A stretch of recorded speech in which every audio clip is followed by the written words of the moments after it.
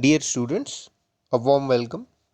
Today in this video I am going to begin with 8th chapter in economics. Name of the chapter is economic reforms. First of all, let's have a introduction. India adopted the mixed type of economic system which laid greater emphasis upon socialist pattern of planning. That means from the beginning itself we have adopted a mixed type of system, but in this system also there was a greater emphasis upon socialist pattern of planning, which means that here government would play a greater role as compared to the market forces. However, the strategies adopted from 1947 to 1990 failed to attain the goals of economic growth and development, as they proposed several state imposed regulations on economic activities. That means from independence and up to 1990, whatever strategies were adopted by the means of planning so as to attain economic growth as well as development for our country, they failed to attain those goals as the government tried to put various restrictions on economic activities. Besides, the international monetary organizations imposed a precondition for providing further monetary assistance to India, that India must reform its economic policies by reducing excessive controls on economic functioning. So, India needed funds, and in order to obtain those funds, when India approached international monetary organizations, they imposed a condition that in order to get further financial help, India must reform its economic policies, and therefore it must reduce the excessive controls which are being put on economic activities by the government. There was a severe balance of deficit, and India had to borrow foreign exchange from international institutions. So, because there was a balance of trade deficit, a balance of trade is an accounting statement which shows a country's expenditure on imports and income from exports.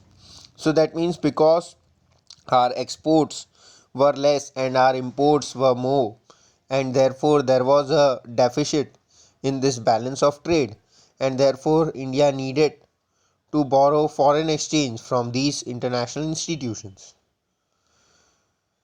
Thus, since 1991, India reformed her economic policies, for which necessary institutional and regulatory changes were also brought about.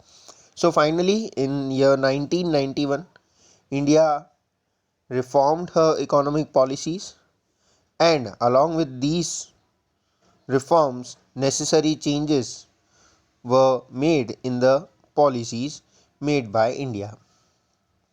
Now, first of all, what are economic reforms? So, it is a process of systematically reducing policy regulations and excessive state imposed controls in economic functioning in India. So, that means these reforms are a process through which whatever are the policy regulations and whatever are the controls majorly being imposed by the government, now these controls are being reduced so that our economy may function properly. Now, what are the objectives of economic policy reforms since these reforms were introduced after 1991? So, what were the objectives of those? First one is increasingly encourage private and foreign investments in order to utilize India's abundant natural and human wealth in the process of economic development in a more productive manner.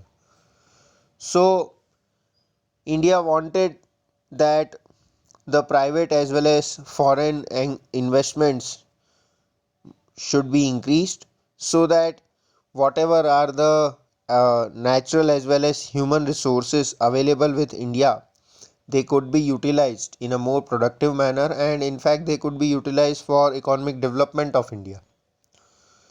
Next one was optimum and efficient allocation of the nation's resources. So I said earlier that whatever are the natural as well as man-made resources, human resources. What are the resources of India? They must be used in an optimum. That means in a way they should be utilized in their best possible manner.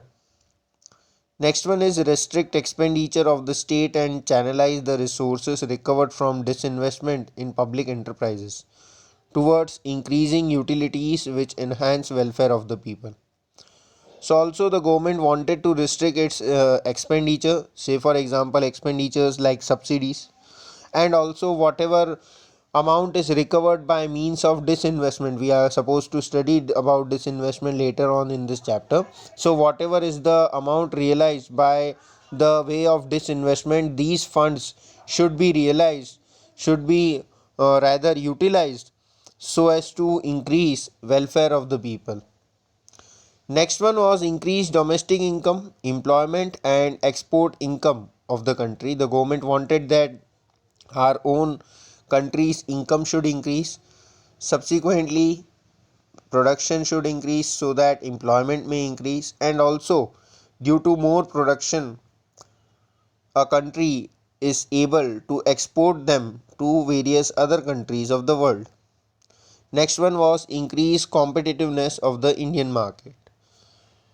Our government wanted that our own products should be competitive enough so that they could compete with the foreign products. Lastly, ensure steady economic growth and development of the Indian economy in the long run. So government wanted that whatever measures are taken, and due to that whatever growth and development takes in the economy, this should continue for a long period of time. So finally, components of economic reforms. So systematic reforms in economic policy were initiated in 1991, and these had three components. First one was liberalization, next one was privatization, and last one was globalization. Thank you, students.